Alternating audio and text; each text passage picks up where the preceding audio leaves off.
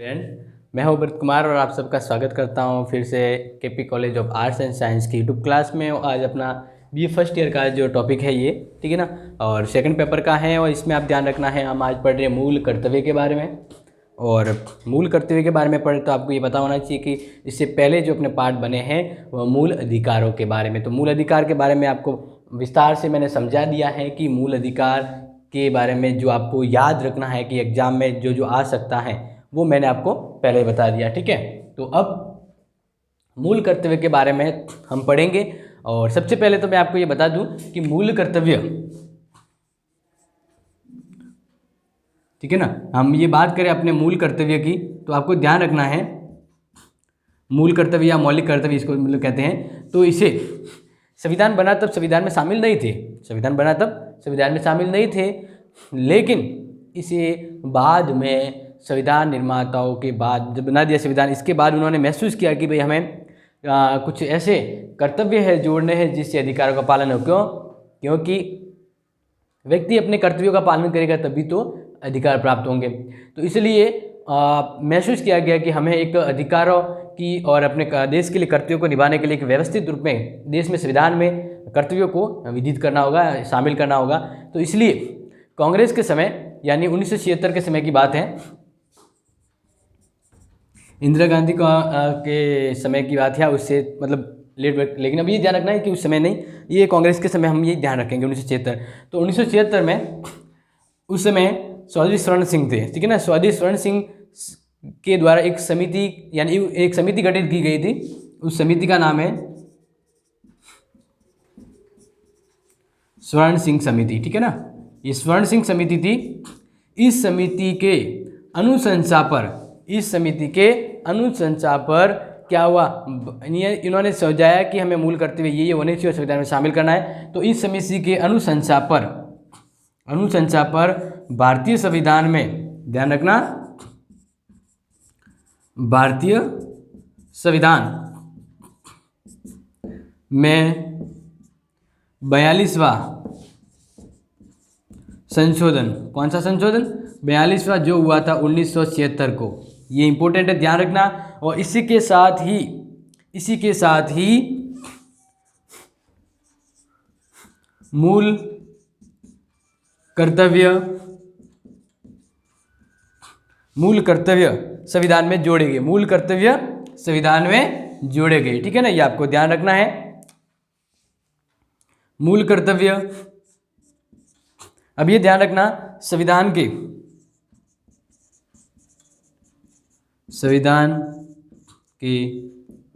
भाग, और स्पेशली ध्यान रखना जब ये संशोधन हुआ था तब मूल कर्तव्य जोड़े गए। उस समय कितने कर्तव्य जोड़े गए थे? 10 कर्तव्य जोड़े गए थे। और संविधान के भाग 4 क और अनुच्छेद को पूछें कि भाई मूल कर्तव्य से जुड़े हुए अनुच्छेद कौन से हैं, तो अनुच्छेद के बारे में आपको पता होना चाहिए 51 क के अंदर, ठीक है ना। इस तरह से भारतीय संविधान के अंतर्गत मूल कर्तव्य जोड़े गए हैं। 10 मूल कर्तव्य थे जो इस समय संशोधन हुआ तब, और ये संविधान के भाग 4 के अनुच्छेद 51 क में है, ये आप ध्यान रखना है। फिर क्या हुआ कि इसके बाद शिक्षा के अधिकार को लेकर, जो शिक्षा का अधिकार है उसको बच्चों के अधिकार के तौर पे बनाया, तो व्यक्तियों के लिए दायित्व बनाया गया। यानी इसके बाद क्या हुआ, ध्यान रखना है, 86वां यानी 86वां संविधान संशोधन हुआ। कब हुआ? 2002 को। इसके तहत +1 यानी एक और कर्तव्य जोड़ा गया, एक और कर्तव्य जोड़ा गया, ठीक है ना। यानी टोटली अब हम बात करें 2002 के बाद भारतीय संविधान में कितने मूल कर्तव्य हैं? 11 मूल कर्तव्य हो गए। कितना मूल कर्तव्य हो गए? 11 मूल कर्तव्य हो गए, ठीक है ना। और ये 11वां कर्तव्य क्या था? तो 11वां कर्तव्य था कि माता पिता या संरक्षक का कर्तव्य होगा कि वे अपने वे अपने बच्चों को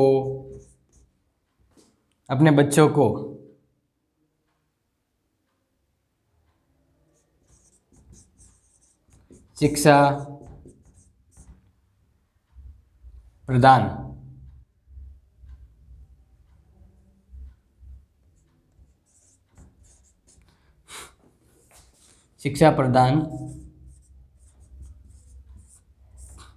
करवाने के या शिक्षा प्राप्त करने के अवसर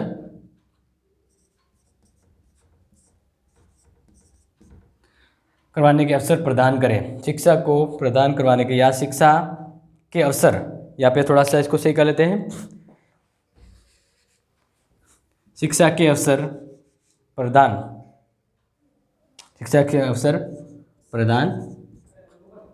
करवाएं। ठीक है ना। और इस तरह से ध्यान रखना, ये भारतीय संविधान में एक और कर्तव्य जोड़ा गया कि जो 6 से 14 वर्ष तक के बच्चे हैं उन बच्चों को यथासंभव शिक्षा प्रदान करने का कार्य करा। तो ध्यान रखना 6 से 14 वर्ष उम्र, ठीक है ना, ये इंपॉर्टेंट हो जाता है। तो इस तरह से भारतीय संविधान में कितने मूल कर्तव्य जोड़े गए हैं? 11, लेकिन स्टार्टिंग में 10 से बाद में एक और जोड़ा गया, तो टोटली कितने हो गए? 11 मूल कर्तव्य है। तो ये आपको भारतीय संविधान में ध्यान रखना है। अब इसके बारे में थोड़ा और समझते हैं। ये तो हमने समझ लिया संविधान में जो है, ठीक है ना, आपको समझ में आ गया होगा मेरे हिसाब से, जिस तरह से हम आगे पढ़ रहे हैं। अब आगे देखिए, ठीक है ना, ये अगर इंपॉर्टेंट लग रहा है तो चेक करके क्या करना, स्क्रीनशॉट ले लीजिए। ठीक है, अब आगे देखिए,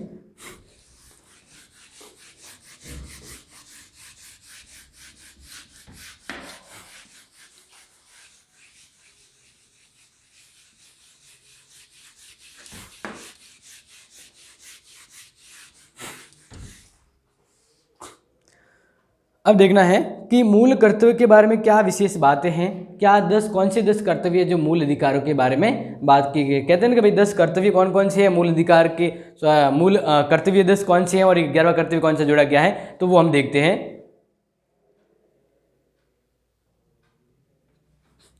तो देखिए, जैसे मैं आपको ये बता ही रहा था कि मूल कर्तव्य, ठीक है ना, तो भारतीय संविधान में मूल कर्तव्य कितने हैं? 11 हैं। और ये आपको ध्यान रखना है कि जब मैंने पहले ही कहा है कि मूल कर्तव्य का इंपॉर्टेंट क्यों है, भारतीय संविधान में क्यों जोड़ा गया है, तो आपको ध्यान रखना, क्योंकि एक व्यक्ति अपने कर्तव्यों का पालन करेगा तभी वही दूसरों के लिए अधिकार बन जाते हैं। नॉर्मल सी ये बात होती है, जैसे एक पिता का ये कर्तव्य होता है कि वह बच्चों को शिक्षा प्रदान करवाए, माता पिता या सुरक्षा का कर्तव्य होता है। अगर वे माता पिता ऐसा काम करेंगे तो संविधान के द्वारा 21 क के द्वारा उसे प्राथमिक शिक्षा का अधिकार है तो वो मिलेगा, यानी एक कर्तव्य का पालन करता है तो दूसरों को अधिकार मिलते हैं। तो इसी तरह से भारतीय संविधान के द्वारा ये कहा गया है कि मूल कर्तव्य और अधिकार एक दूसरे के पूरक है, यानी एक के वजह से दूसरे का अस्तित्व मजबूत हो जाता है।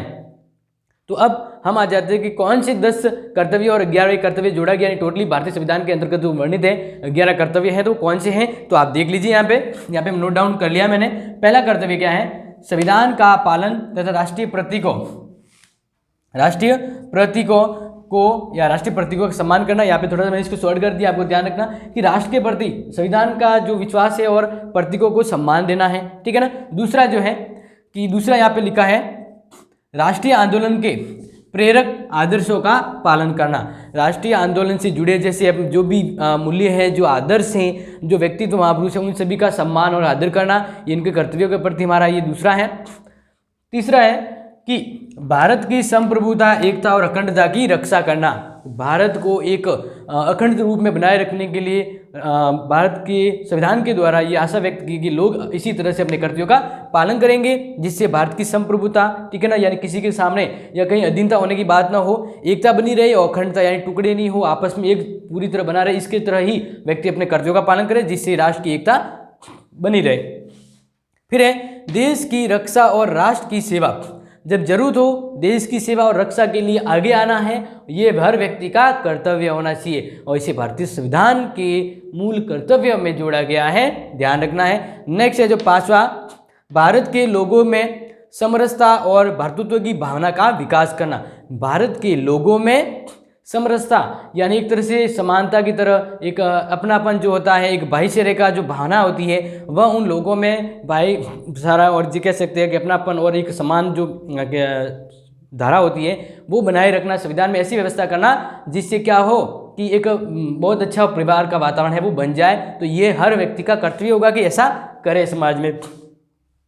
छठा, समन्वित संस्कृति की गौरवशाली परंपरा की रक्षा करना। समन्वित संस्कृति यानी अलग अलग विभिन्न धर्म संस्कृति के लोग हैं, तो उनमें एक दूसरे को ऐसे ज़्यादा नहीं करके मेरी संस्कृति मेरे महान है, तू तेरा धर्म कुछ इंपॉर्टेंट नहीं है, ऐसे करके वो जो होता है, नहीं, धर्म के मामले में, संस्कृति के मामले में समन्वित दृष्टिकोण अपनाना, सभी धर्म को समान दृष्टिकोण देना, ये सब हमारा सबका कर्तव्य होना चाहिए। भी मेरा धर्म हो या आपका धर्म हो, सभी बराबर हैं, इन सभी की संस्कृति भी बराबर होगी।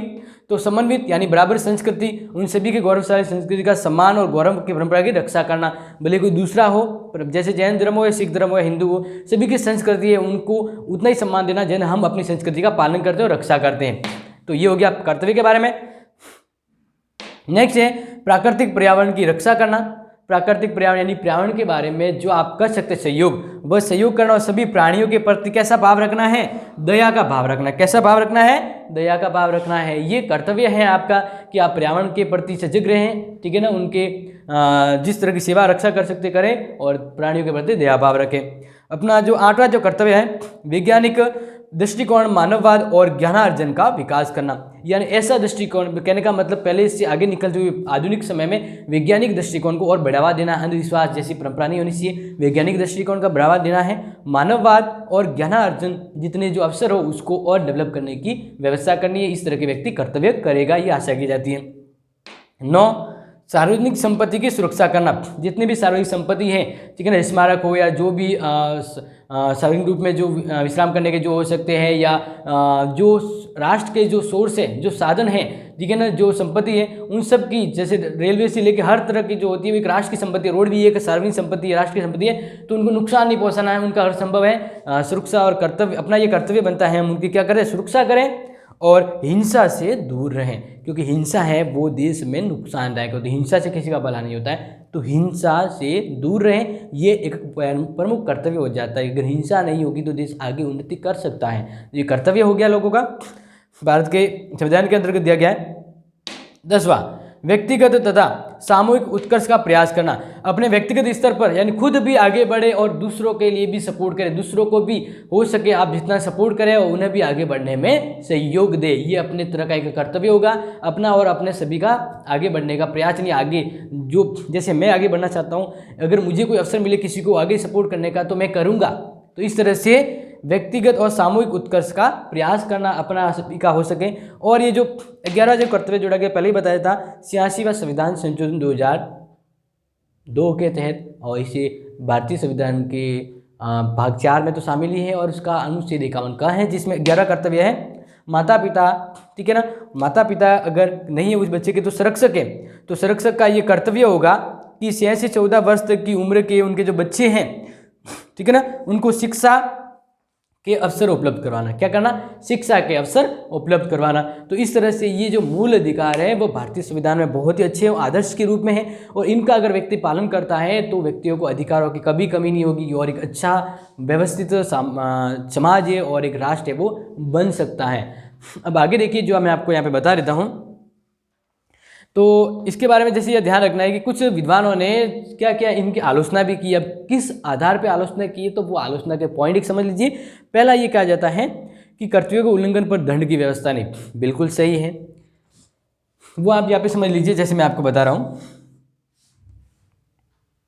हम जैसे एक बात करें अधिकार की, किस बात करें, और दूसरा बात करें कर्तव्य की, ठीक है, अधिकार और कर्तव्य की बात करें, तो आप देखिए अधिकार का उल्लंघन होता है, अधिकार का कभी हनन होता है, तो हम अनुच्छेद 32 के तहत कहाँ जाते हैं, न्यायालय में जाते हैं और अधिकारों की रक्षा की मांग करते हैं। लेकिन कर्तव्य है, उन कर्तव्यों को आप ध्यान रखना है, कोई व्यक्ति इन कर्तव्यों का पालन नहीं करता है तो दंड का प्रावधान नहीं है।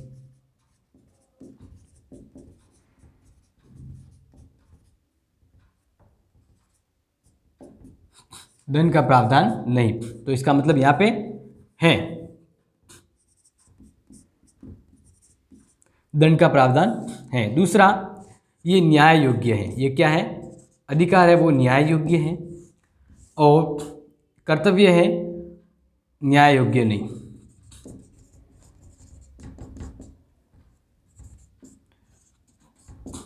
क्योंकि अधिकार और कर्तव्य में यही है कि अधिकार को कानूनी संरक्षण है, लेकिन कर्तव्यों को कानूनी संरक्षण प्रदान नहीं किया गया है। अब नेक्स्ट आ जाता है कि भाषा, कुछ एक ऐसी भाषा कुछ लिखे हुए हैं जो आम लोगों के समझ में नहीं आती। कुछ आलोचना करने वाले कहते हैं कि भाई कर्तव्य में ऐसी भाषा लिखी है जो स्पष्ट नहीं है, इस वजह से कुछ व्यक्ति समझ नहीं पाते। लेकिन ये इतना महत्वपूर्ण नहीं है आलोचना का पॉइंट अस्पष्टता, क्योंकि पढ़े लिखे हैं तो ये समझ में आ ही जाते हैं कि मूल कर्तव्य इसलिए महत्वपूर्ण है ताकि अधिकार है वो प्राप्त हो सके। फिर ये तो मैंने बता दिया था, लेकिन अब ध्यान रखना मूल कर्तव्य का महत्व क्या है, तो इसको देखिए।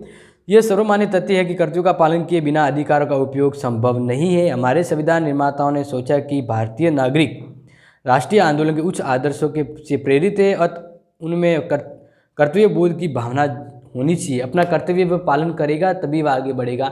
यही भावना उसमें बढ़ने के लिए कर्तव्य को शामिल किया गया है और कर्तव्य के पालन से ही अधिकार मिल पाते हैं।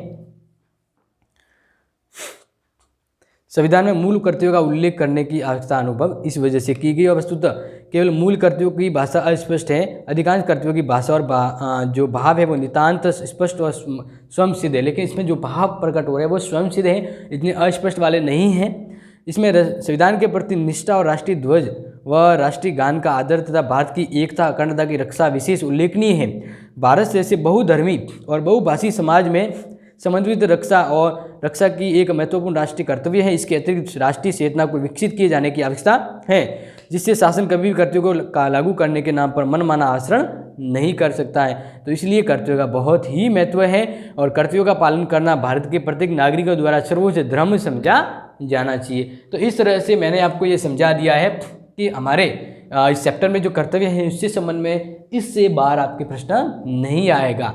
यानी अपना जो चैप्टर था ये जो मैं आपको बता रहा था, ठीक है ना, ये चैप्टर अपना था 14 चैप्टर, जिसमें मैंने आपको बताया है अधिकार और मूल कर्तव्य के। तो अधिकार के बारे में भी समझा दिया और कर्तव्य के बारे में आज यानी ये लेसन 14 लेसन पूरा होता है। आपके एग्जाम में इसमें से प्रश्न बाहर नहीं जाएगा, ये मैं कहता हूँ। तो आप अगर अच्छे से समझ लिया है तो लगभग आपके सभी क्वेश्चन आंसर हैं वह इस चैनल इस वीडियो के माध्यम से आपको मिल जाएंगे, ठीक है ना। नो डाउट आपको पढ़ना होगा अच्छे से, ठीक है ना। तो मिलते हैं नेक्स्ट वीडियो में, ठीक है ना, नेक्स्ट लेसन के साथ। तब तक take care and thank you.